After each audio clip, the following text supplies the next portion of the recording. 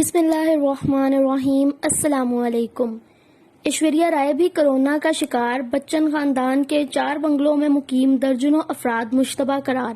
دوستو، خبر کی تفصیلات کی طرف بڑھنے سے پہلے میری آپ سب سے گزارش ہے کہ ہمارے اس یوٹیوب چینل کو سبسکرائب کر دیں اور ساتھ دیے گئے گھنٹی کے نشان کو لازمی دبائیے گا تاکہ آنے والی تمام لیٹسٹ اور نیو ویڈیوز کا نوٹیفیکیشن سب سے پہلے آپ کے پاس پہنچ سکے۔ تو آئیے اپنی خبر کی تفصیلات کی طرف بڑھتے ہیں۔ ممبئی میں کرونا وائرس نے بچن خاندان میں گھر کر لیا۔ سپر سٹار امیتابھ بچن اور ابھیشیک بچن کے بعد ایشوریہ رائے اور ان کی بیٹی آرادھیا بچن کا بھی کرونا ٹیسٹ مثبت آ گیا۔ بچن خاندان کے 4 بنگلے سیل کر کے ان میں مقیم 2 درجن سے زائد افراد کو مشتبہ قرار دیا گیا ہے، جبکہ امیتابھ کی اہلیہ جیا بچن کا ٹیسٹ منفی آیا ہے۔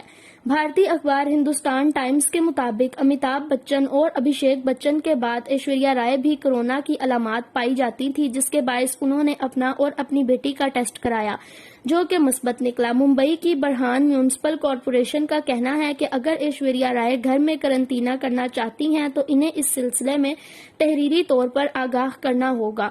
بچن خاندان میں کورونا کی تصدیق پر فلمی ستاروں اور مداحوں نے ان کے لیے نیک خواہشات کا اظہار کیا ہے۔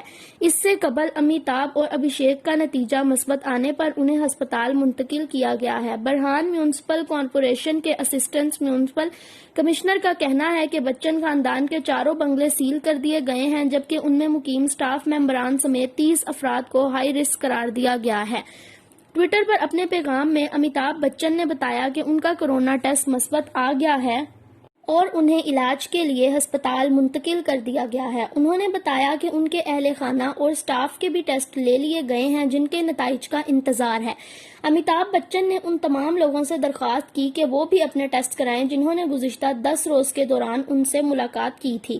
خیال رہے کہ بھارت کورونا سے متاثر ہونے والا دنیا کا تیسرا بڑا ملک ہے، جہاں اب تک کورونا کے 8,49,785 کیسز رونما ہو چکے ہیں۔ اس وبا کی وجہ سے بھارت میں ہلاکتوں کی تعداد 22,684 ہو گئی ہے۔ جی دوستو، تو کیسی لگی آپ کو ہماری ویڈیو؟ اپنی رائے کا اظہار کمنٹ میں ضرور کیجیے گا۔ اوکے دوستو، اللہ حافظ، فی امان اللہ۔